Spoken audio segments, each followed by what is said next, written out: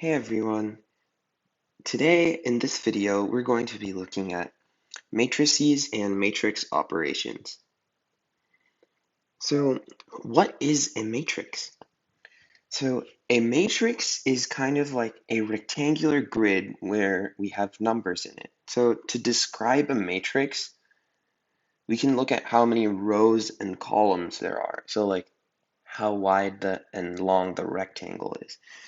So a matrix with, let's say, 3 rows and 2 columns is called a 3 by 2 matrix. So we also use this notation, the 3 times 2 right there, which we say that as 3 by 2. So the number of rows and columns that a matrix has are called the dimensions of the matrix. So the dimensions of the matrix in our example before would be 3 by 2. So the numbers that we have in the matrix are called elements, and we can split matrices into, so the plural of matrix is matrices, and we can split them into 2 types, square and non-square matrices. So a square matrix is one that is n by n, so n rows and n columns, for some number n. So it has the same number of numbers in each row and column. Since it's n by n for some number n, it looks like a square. So you can remember that that's what a square matrix is because it'll look like a square when we write it out. So a non-square matrix is the opposite of a square matrix. It's an m by n matrix for 2 distinct numbers, m and n. So generally, you'll see square matrices more than you're going to see non-square matrices, but it's still important that we know how to do things with non-square matrices. So these are some representations of matrices. So we're going to be working with 2 by 2 and 3 by 3 matrices. So I've put those here. So this is a 2 by 2 matrix. So we have 2 rows and 2 columns. And the elements of this are 1, 2, 3, and 4. So now we can look at a 3 by 3 matrix, which looks like a 3 by 3 square. So we have the elements as 1, 2, 3, 4, 5, 6, 7, 8, and 9. And there are 3 rows and 3 columns.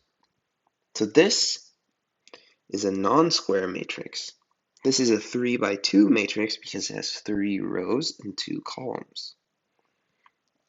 So it looks more like a rectangle than it does a square, which makes sense. So one thing that we should notice is that if a matrix has m rows and n columns for 2 numbers m and n, then it has m times n elements. So we can go and check this. So for the first matrix here, we have 2 rows and 2 columns. So that's 2 times 2 equals 4 elements. And we can verify that by just counting that. 1, 2, 3, and 4. Similarly for this one, since we have 3 rows and 3 columns, we should have 3 times 3 equals 9 elements. And we can quickly count 1, 2, 3, 4, 5, 6, 7, 8, and 9 elements. So for our non-square matrix, we have 3 rows times 2 columns, which is 6 elements.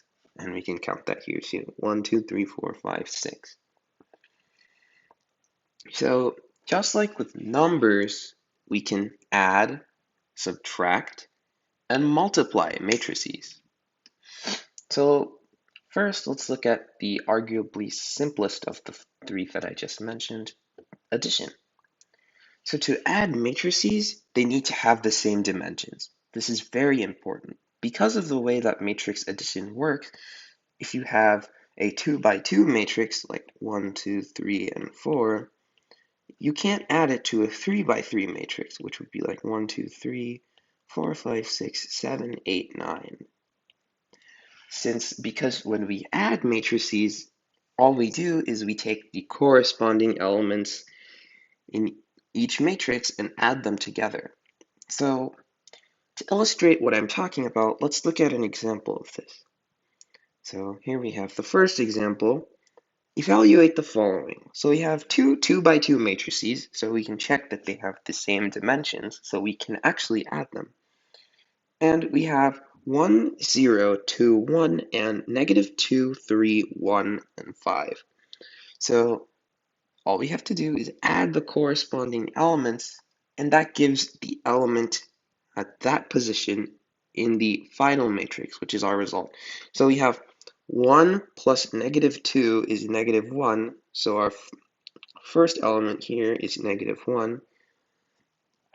We have 0 plus 3 equals 3, so we put a 3 here because now that's the corresponding element. So now we have 2 plus 1 equals 3, so we have a 3 there. And lastly, we have 1 plus 5 equals 6, and we put a 6 there. So a quick convention is, so oftentimes we use capital letters to denote matrices. So let's call the final matrix here capital A. Then we can describe each element in our matrix with a subscript. So we describe the elements by a lowercase a, then the row number and the column number. So for the element 6 here, that would be element 2, 2. So just in case I say that, you'll know what I mean when we're talking about more operations. So let's do a 3x3 matrix addition now. So just like before, let me just draw out the skeleton of a matrix here so we can fill it out. We have to add the corresponding elements. So 1 plus 1, we'll start from up here. 1 plus 1 is 2, so we'll put a 2 here. Now we have another 1 plus 1, which is 2 again, so we'll put a 2 here. Now we have -1 plus 1, which is 0. Now we finish the top row. Let's move on to the middle row. 0 plus 0 is 0. 2 plus 3 is 5. And 0 plus 3 is 3. So now we finish that row. Let's move on to the final row. So 1 plus 3 is 4. 2 plus 2 is 4. And 3 plus 1 is 4. And that matches what we have down here, which is the answer, so we did it correctly. Now we can add non-square matrices as well, they don't have to be square, and it follows the same convention. Just remember that the dimensions always have to be the same. So now let's move on to subtraction, which is basically the same thing, except instead of adding the corresponding elements, we need to subtract them. So let's do a quick example. So we have the 2x2 matrices 1, 3, 2, 7 minus 0, 6, 2, and 1. So subtracting our corresponding element, we have 1 minus 0 is 1. So the element at the 1, 1 position is 1. Then 3 minus 6 is -3. So we have a -3 in the top right. 2 minus 2 is 0, so we have a 0 at the bottom left. And 7 minus 1 is 6, so we have a 6 in the final position. It's basically the exact same thing as addition, except we subtract. So now let's move on to multiplication. So multiplication is a lot more complicated than addition, but it's still not very complicated. So when multiplying matrices, it helps to think in terms of the rows and columns. And this naturally leads us to the matrix multiplication rule. So unlike addition and subtraction, you can multiply matrices with different dimensions. However, matrix multiplication is only possible between an M by N matrix and an N by P matrix, where M, N, and P are all numbers. And the result is an M by P matrix. So for square matrices, we multiply an N by N matrix by another N by N matrix and get an N by N matrix. But if we were to multiply a 3 by 2 matrix and a 2 by 3 matrix, This is loud, and our result is a 2 by 2 matrix. If this sounds confusing, it'll make sense once I explain how matrix multiplication works and show you a few examples, because this is actually our last matrix multiplication example, a 3 by 2 times a 2 by 3. So to multiply two matrices, we take the ith row of the left matrix and the jth column, this should say column, sorry, but we take the ith row of the left matrix and the jth row of the jth column of the right matrix, where I and j are numbers that range from 1 to the number of rows for the left matrix, and that's I, and j is 1 to the number of columns of the right matrix. So once we have our row and column, so some value for I and j, we take that row and that column, and we multiply the corresponding numbers in them. So like the first row, the first number of the row times the first number of the column, and so on. And then we add up all these products, and that gives us the element in the ith row and jth column. So if you remember before, if we have our matrix as A, multiplying the ith row and the jth column and adding up the products gives us the element Aij. So if you've done pre-calculus, you'll know that this operation is called a dot product, but you don't really need to know that for the ACT. So let's look at an example because I know you may be confused right now. So let's compute the following. So we have the matrix 1, 1, negative 1, 2 times the matrix 2, 1, and 1, 2. So let's take the first row, let's take the first row and the first column. So we have 1, 1, and 2, 1. So let's multiply the corresponding elements. We have 1 times 2 is 2, and 1 times 1 is 1. So now we have to add 2 plus 1, and that's 3. So our first element here is 3.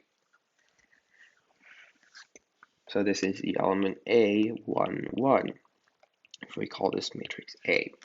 So now let's do the first row and the second column. So you might notice that this is the same thing. It's also 3 because now the order has changed, but since order doesn't matter for addition, we just have 1 times 1 plus 1 times 2, and this is 3. So now let's move on to the bottom row, and let's go back to the first column. So we have minus 1 times 2 is negative 2, right? And we have 2 times 1 is 2. So this is plus 2 because we have 2 times 1. So we have a 0 here. And similarly, since order doesn't matter for addition, we get... Actually, no, for this one, it doesn't work like that. So we have negative 1 times 1 is negative 1, and we have 2 times 2 is 4. So when we add these, we get 3, so we have a 3 at the bottom, and that's the answer, 3303. So, yeah. So if it helps, you can take the row and write it out like say we have the example above, and we're thinking of the last part.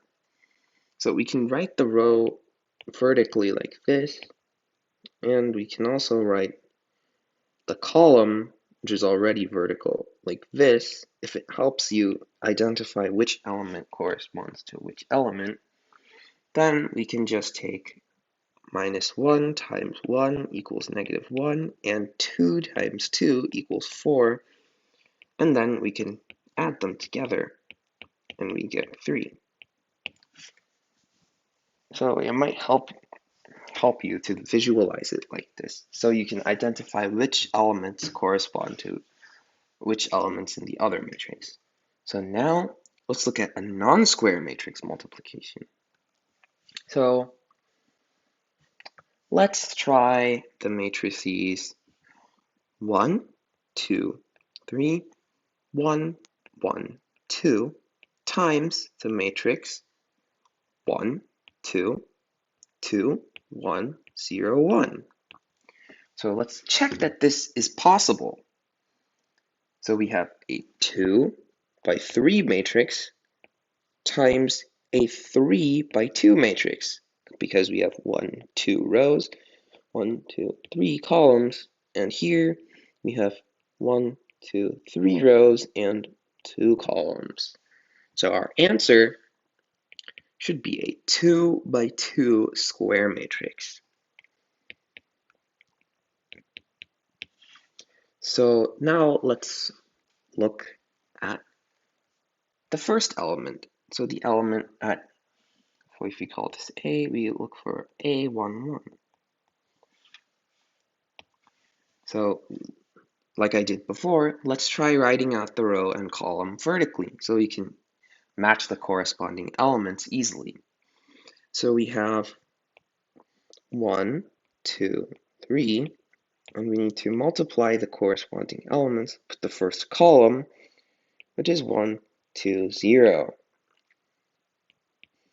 So we do 1 times 1 equals 1, 2 times 2 equals 4, and 3 times 0 equals 0. So summing these up, we have 5. So our answer here is 5. So let's put a 5 at the 1, 1 position in the answer matrix. So now let's move on to the first row and the second column. So we have 1, 2, 3, right, times 2, 1, 1. So we have 1 times 2 equals 2, 2 times 1 equals 2, and 3 times 1 equals 3. Summing these up, we have 7. So our answer here is 7, and we can put a 7 at the top, at the A1, 2 position. So now let's move on to the bottom row and the first column. So writing this out, we have 1, 1, 2 times 1, 2, 0.